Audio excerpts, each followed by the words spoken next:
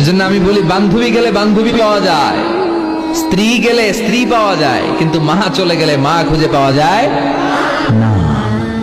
আমাকে আর আপনাকে জন্ম দিতে যে আমার আর আপনার মা কি পরিমাণ কষ্ট করেছে, এটা যে কষ্টটা করে সে টের পায়, এটা বলে বোঝানো সম্ভব না। চিকিৎসা বিজ্ঞানীদের ভাষায় একজন সুস্থ মানুষ 45 ইউনিট পেইন, আপার একটা একক 45 ইউনিট পেইন সহ্য করতে পারে। ব্যথার তীব্রতা যদি এর চেয়ে বেশি হয় তাহলে হয় লোকটা বেহুশ হবে, নয় মরে যাবে। আমার আর আপনার মা আমাকে আর আপনাকে যেদিন জন্ম দিয়েছিল, যেদিন আমাদের ডেলিভারি হয়েছিল, ওই দিন আমার আর আপনার মা 57 ইউনিট প্লাস 57 ইউনিটেরও বেশি পেইন সেদিন সহ্য করে আমাকে আপনাকে দুনিয়ায় এনেছিল। যেটা কোনো সড়ক দুর্ঘটনায়, আপনার অ্যাক্সিডেন্টে আপনার দেহের 20টা হাড্ডি, 206টা হাড্ডি দিয়ে আমাদের দেহ গঠিত, 20টা হাড্ডি। বাড়িতে আসছেন তো এটাই তো আপনার বাড়ি, আপনার মা রেখে দিয়ে নতুন মা পাইছেন, এটাই তো আপনার মা। তো ওনাকে মায়ের জায়গায় বসাতে আপনার সমস্যাটা কোথায়? বৌমারা খেয়াল রাখবেন, আপনি আপনার শাশুড়ির সাথে যে আচরণটা করতেছেন, আপনার শেষ বয়সে আপনার ছেলের বিয়ে দেওয়ার পরে যে বৌমাটা আসবে, ওই আচরণই আপনাকে ফিরিয়ে দিবে। আপনি যা যা করবেন আপনার মেয়েকেও তারা ওই রকম কষ্ট দিয়ে বাড়িতে ফিরিয়ে দিবে। চিল্লায় বলেন ঠিক কিনা? খবরদার, টিট ফর ট্যাট, ইটটি মারলে পাটকেলটি খেতে হয়। কেউ যদি ইসলামকে কঠিন ভাবে আপনার কাছে উপস্থাপন করে, বাঘের বাচ্চার মতো দাঁড়িয়ে বলবেন লা ইউকাল্লিফুল্লাহু নাফসান ইল্লা উসআহা, আল্লাহ সাধ্যের বাইরে কারো উপর কোনো নিয়ম চাপায় দেয় না। জোরে কোন ঠিক কিনা? ইসলাম সহজ, এতদিন করে কঠিন বানায় রাখছে আপনাদের কাছে, কঠিন কঠিন করে প্রেজেন্ট করেছে ইসলামকে, কঠিন বানাইছে আর কিলাকিলি শিখাইছে। কিলাকিলির দিন শেষ, আর আমরা কিলাকিলি করতে চাই না, আমরা চাই ঐক্য। চিল্লায় বলো ঠিক কিনা? কিলাকিলির দিন শেষ, গোজামিলের দিন শেষ, ভুল বুঝানোর দিন শেষ। জনগণ সচেতন, জনগণের ধোকা দেয়া চলবে। সহজ, ইসলাম সহজ। আল্লাহ রাসূল সাল্লাল্লাহু আলাইহি ওয়াসাল্লাম বললেন ইয়াসসিরু ওয়ালা তুআসসিরু। হিন্দু ভাই যদি কেউ এসে থাকো আমার মাহফিলে, তোমারও আল্লাহ ধরবে, কোরআন পড়লি না কেন? আপনি বলবেন আল্লাহ আমি হিন্দু, আপনারও ছাড়বে না। ভাই গিরিশচন্দ্র সেন, সে কোরআনের প্রথম অনুবাদ করেছে বাংলাদেশ। তারপরে কৌমিতেও পড়ায়, আলিয়াতেও পড়ায়। একটা হাদিসের কিতাব আছে মিশকাতুল মাসাবি, এটার প্রথম বঙ্গানুবাদ করেছে হিন্দুর বেটা হিন্দু গিরিশচন্দ্র সেন। হিন্দু হইয়া কোরআন পারে, তুই পারলি না কেন? ঠিক কি না? অনেকে আছে আল্লাহর পক্ষ থেকে অনেক নেয়ামত পেয়েছে, এগুলোর প্রকাশ ঘটায় না, আছে না নাই? কথা কন। কোটি টাকার মালিক হয়েছেন আপনি, কোটি কোটি টাকার মালিক। অনেকে আছে হাজার কোটি টাকার মালিক, সিরাজামা পড়ে, আছে না নাই? তো আপনাদের সিরাজামা পড়তে কইছে কে? আপনি কোটিপতি, আপনি দামি জামা পরবেন, আপনি দামি গাড়িতে চড়বেন, আর শুকরিয়া করবেন কার? আপনাকে আল্লাহ ছেলে মেয়ে দিয়েছে অনেক, বলেন যে আল্লাহ আমার অনেকগুলো ছেলে দিয়েছে, আলহামদুলিল্লাহ সবগুলো নামাজ। আল্লাহ আমার অনেক সম্পদ দিয়েছে, আলহামদুলিল্লাহ আমি যাকাত দেওয়ার চেষ্টা করি। সব বলবেন শুকরান লা ফাখরান, শুকরিয়া করে বলবেন, কোনো ফাখার করে নয়। তার মানে আল্লাহর দেয়া নেয়ামতের শুকরিয়া আদায়ের মধ্যে, ওইটা প্রকাশ করার মধ্যে কোনো দোষ নাই। চিৎকার করে বলেন ঠিক কিনা? 3টা কর্মসূচি দিলেন, চিল্লায় বলেন কয়টা?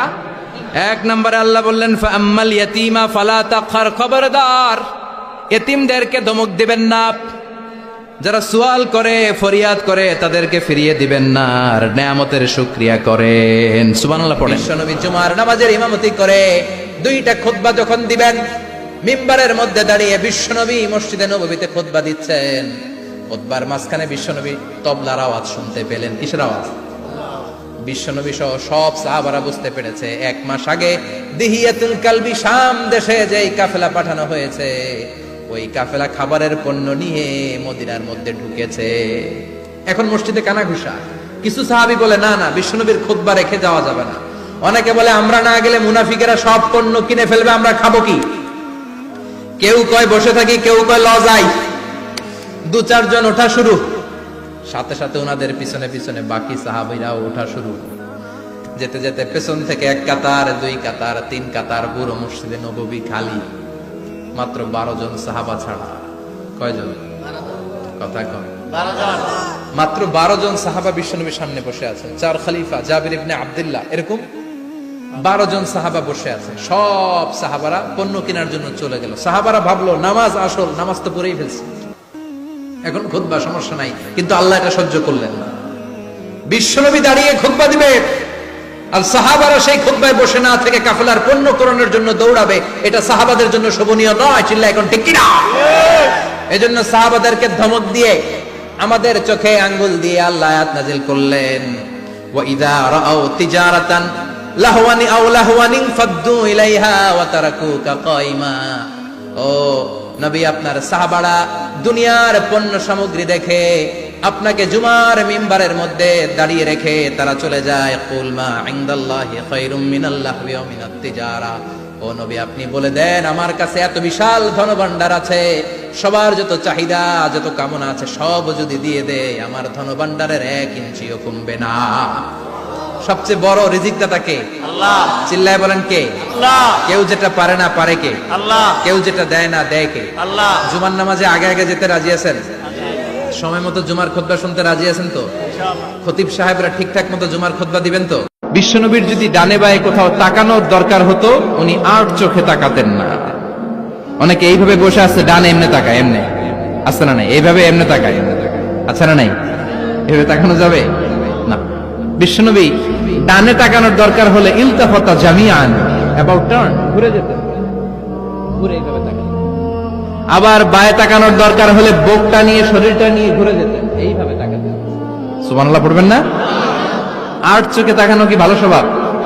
বিশ্বনবী ইদাল তাফাতা ইলতাফাতা জামিআন, যেদিকে তাকাবেন ওদিকে ফুললি মনোনিবেশ করতেন, তারপরে তাকাতেন। সুবহানাল্লাহ পড়েন। ওয়া কানা মুস্তাহিয়ান, লাজুক ছিলেন, বেশ লাজুক। এখন সমাজে লাজুকতা নাই, লাজ শরম আমরা হারাতে বসেছি, ঠিক কিনা?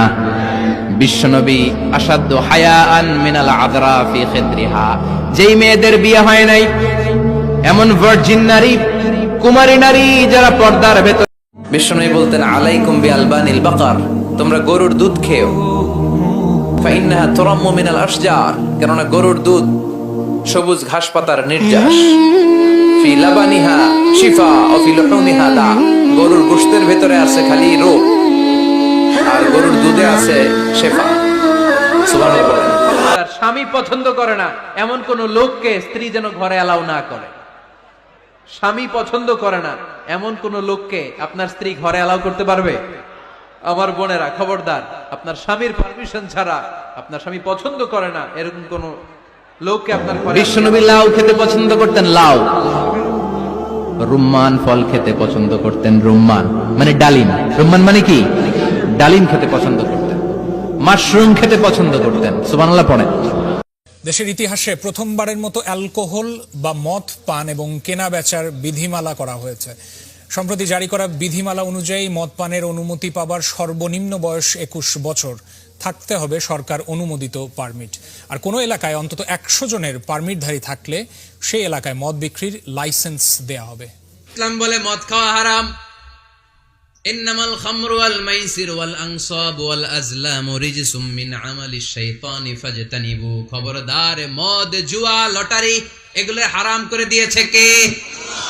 আল্লাহ বললেন মদ খেও না, মদ তোমাদের জন্য হারাম ঘোষণা করা হলো। আমরা বললাম আল্লাহ, শীত প্রধান দেশে মদ খেলে শরীরটা গরম থাকে, মদ না খেলে তো বেঁচে থাকার উপায় না। স্ক্যান্ডিনেভিয়ান কান্ট্রিগুলোতে, সাইবেরিয়াতে মদ না খেলে ওদের বাঁচার উপায় নাই। এখন অল্টারনেটিভের দরকার আছে না নাই? আল্লাহ বললেন মদকে হারাম করেছি কিন্তু মধু খাওয়াকে হালাল করে দিয়েছি। মধু খান আপনারা? আজকে খাইছেন কে কে দেখি? আজকে অনেকে খাইছেন? মাশাআল্লাহ, হাত নামান। মধু 5-6 চামচ খেয়ে দেখেন একসাথে। মদের বাবা এটা, চিল্লায় বলেন ঠিক কিনা? শরীর গরম হবে, অনেক অনেক শক্তি হবে। মধুর মধ্যে আছে ফ্রুকটোজ, কি আছে? ফলের মধ্যে আছে সুক্রোজ, আর চিনিতে আছে গ্লুকোজ। ফ্রুকটোজ আর সুক্রোজ এটা স্বাস্থ্যসম্মত, এটা ভেরি হেলদি ডায়েট। এটা খাবেন, তাহলে সুস্থ রাখবে কে? তাহলে সুক্রোজ খাবো, ফ্রুকটোজ খাবো, আর গ্লুকোজ কমায় দিব। রাজি আছেন? কি সুন্দর নাম, খাদিজা। বলে ভালো লাগে না? প্রথম নারী যিনি কালিমা পড়ে ইসলাম ধর্ম গ্রহণ করেছেন, আমাদের আম্মা জান। বিশ্বনবীর প্রথম বউ, 25 বছর বিশ্বনবীর সাথে সংসার করেছেন, 3 বছর বিশ্বনবীর সাথে জেল খেটেছেন। রাদিয়াল্লাহু তাআলা আনহু এসে বললেন, ইয়া রাসূলুল্লাহ, আমাকে কিছু দান করেন, আ'তিনি শাইআন। বিশ্বনবী বললেন, তুমি ভিক্ষা করো, তোমার ঘরে কিছু নাই? সাহাবী বললেন, লা ইয়া রাসূলুল্লাহ, কিছু নাই। বিষ্ণু ঈসা ইসলাম আবার প্রশ্ন করলেন, কিছুই নাই? সে বলল, হ্যাঁ আছে। কি আছে? একটা জামা আছে, জামা, আর আছে একটা পানি খাওয়ার জগ। দুইটা জিনিস আছে, একটা কি আর একটা পানি খাওয়ার জগ। বিষ্ণু বললেন, দুইটা নিয়ে আস। সাহাবী রাদিয়াল্লাহু তাআলা আনহু জামার জগ নিয়ে এসে বিষ্ণু ঈসা ইসলামের হাতে দিলেন।